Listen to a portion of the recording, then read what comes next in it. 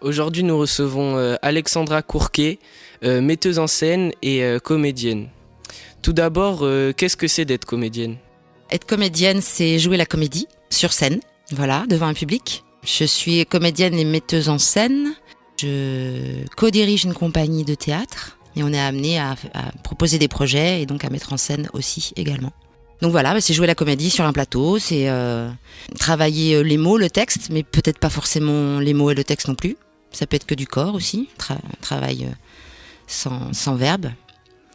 Voilà, c'est raconter des histoires, c'est dénoncer. Et à quel moment vous vous êtes dit que comédienne, ça serait le métier que vous ferez dans votre vie ? Moi, j'ai démarré, j'étais pas du tout partie au départ pour être comédienne.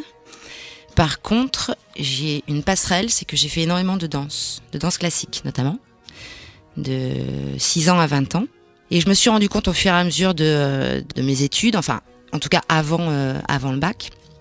Collège, je savais pas, je faisais beaucoup de danse, mais voilà, je me suis rendu compte que j'aimais beaucoup faire passer des émotions, raconter des choses juste avec mon corps. Je me suis rendu compte de ça au collège.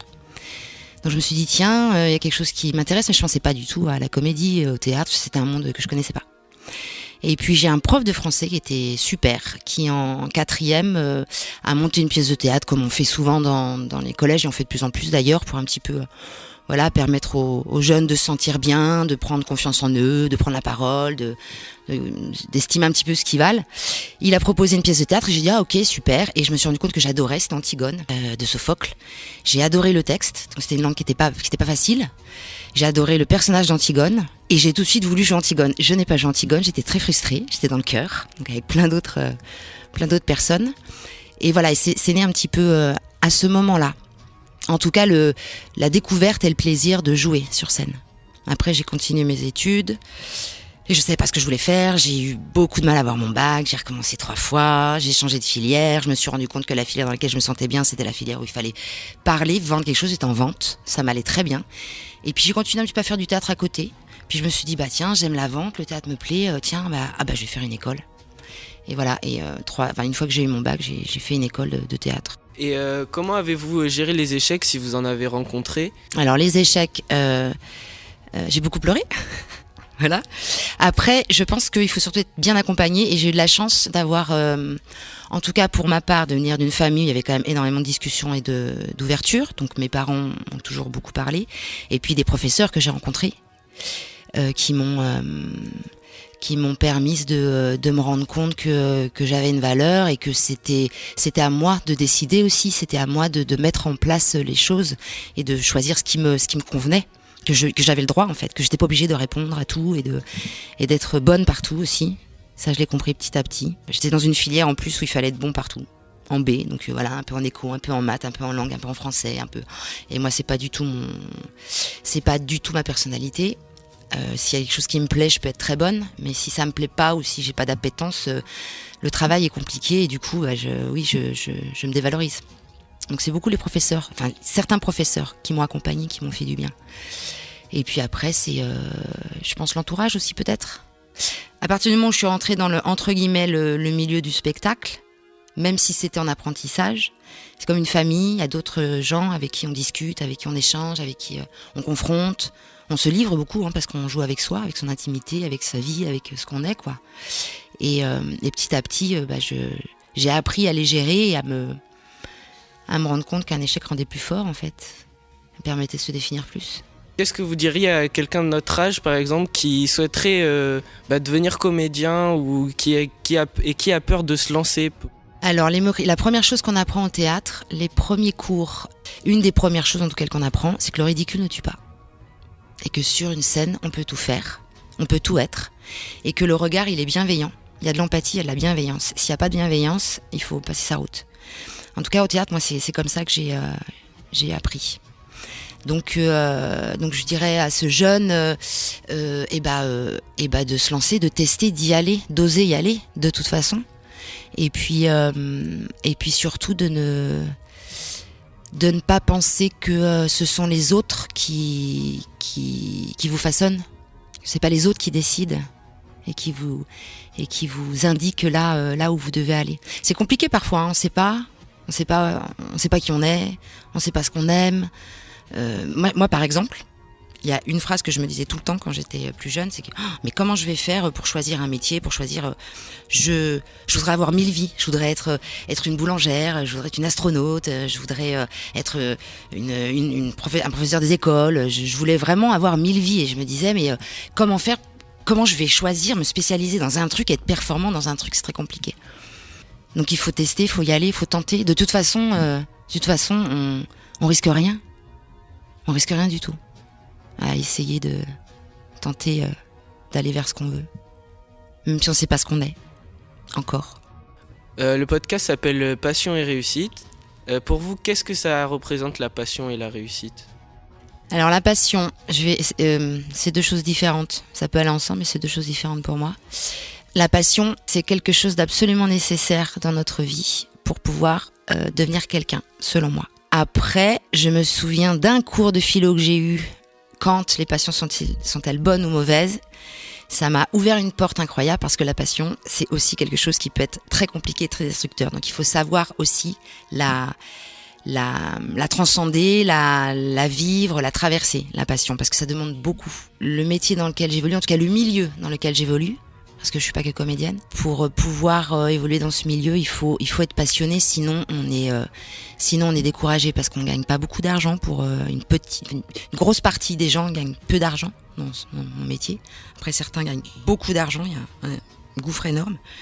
Donc ça ne tient que sur le désir, que sur l'envie, que sur le partage, la curiosité. Donc c'est absolument nécessaire pour mon métier, la passion. Après, c'est un mot dont je me méfie. Hein. Passionné, oui, mais si c'est autodestructeur, non. Parce qu'il y a un peu de ça dans la passion aussi. Parce qu'il n'y a que ça, il n'y a plus que ça après quand c'est que la passion. Et après, la réussite, la réussite, alors ça, c'est un mot qui évolue en permanence. Aujourd'hui, je ne parle pas de la réussite comme j'en parlais il y a 10 ans, il y a 15 ans, il y a 20 ans. Quand j'étais beaucoup plus jeune, la réussite, pour moi, c'était la réussite avec l'extérieur, le regard des autres qui considéraient que vous aviez réussi. Donc ça voulait dire beaucoup de gens qui vous aiment, gagner de l'argent, être pour mon métier dans des spectacles ou des films vus par plein de monde, avec des retours, et voilà, c'était un petit peu, je rêvais un petit peu quand j'étais jeune. J'avais la sensation que la réussite c'était ça. Et puis bien heureusement j'ai évolué et la réussite elle est avant tout vis-à-vis de moi-même, dans le plaisir que je prends et l'engagement et la persévérance que j'ai à faire ce métier et à ne pas lâcher, à continuer. Ça, c'est une réussite. Et pouvoir aussi avoir une vie à côté, qui fait partie de mon métier, mais qui est à côté, une vie personnelle, affective. S'il n'y a que la passion, il n'y a pas possibilité d'avoir une vie à côté, puisque ça bouffe tout, en fait. Voilà, je considère que la réussite dans ce métier, c'est être bien là où on est, être heureux là où on est. Donc vous nous avez dit que vous n'étiez pas que comédienne et que vous étiez aussi metteuse en scène. À quoi ça consiste le métier de metteur en scène ? Le métier de metteur en scène, donc, c'est mettre en scène.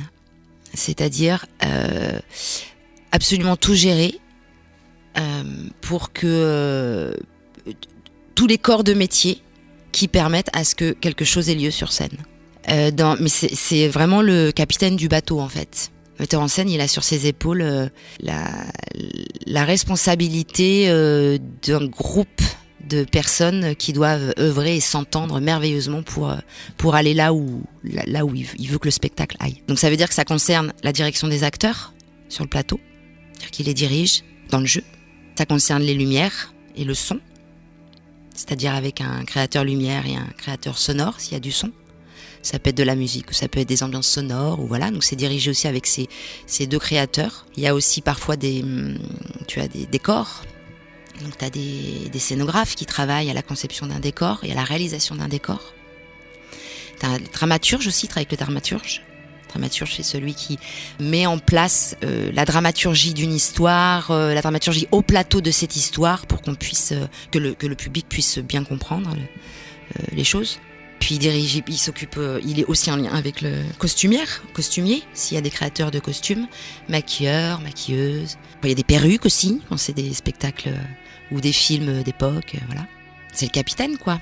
Voilà, alors moi je suis metteuse en scène depuis très peu de temps et d'ailleurs j'ai encore toujours une petite difficulté à dire que je suis metteuse en scène parce que je me sens vraiment plus comédienne avant d'être metteuse en scène, mais je suis forcée de constater que j'y viens. Je vais parler un petit peu d'encore de moi, mais il y a très longtemps, c'est que la première, une fois que j'ai réussi à avoir mon bac et que j'ai fait une formation 1 an à appliquer scénographie théâtre pour ensuite savoir vers quoi j'allais vraiment dans le théâtre. Là, on a tout découvert, la scénographie, on a fait des maquettes de décors, on a fait du jeu, on a découvert toutes les palettes. Et la mise en scène m'intéressait énormément. Et je me disais à cette période, donc j'avais une vingtaine d'années, un jour, je pense que je ferai de la mise en scène, que je serai metteuse en scène. Et puis en fait, j'ai fait après une école pour être actrice et j'ai énormément travaillé le travail du jeu en fait. Aujourd'hui, je me dis tiens, je pensais à ça il y a plus de 20 ans. Peut-être que j'y viens à la mise en scène. Donc, pour le moment, je suis en collaboration quand je fais de la mise en scène. On est toujours 2. Où je suis assistante de metteur en scène. Et petit à petit, j'y viens.